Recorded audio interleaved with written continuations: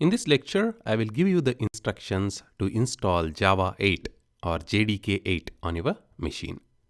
To do that, launch your web browser and do a search for Java 8 download.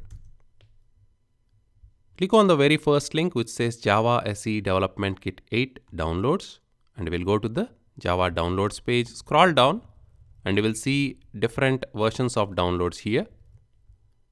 This is what we need, Java SE Development Kit. We don't need the samples and downloads.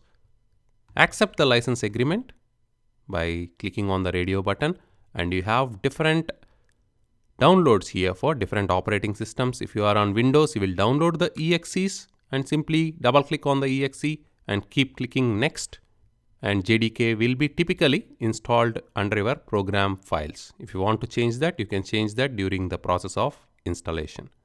And if you are on Mac, you will download the DMG file. Again, double click on it and it will automatically do the installation for you. It will simply go to the apps folder on a Mac, and you have versions for Linux and Solaris as well. So it's that simple. Download. Once you accept the license agreements, you will download the EXE or DMG or whatever depending on your operating system. Double click on it and keep clicking the next button.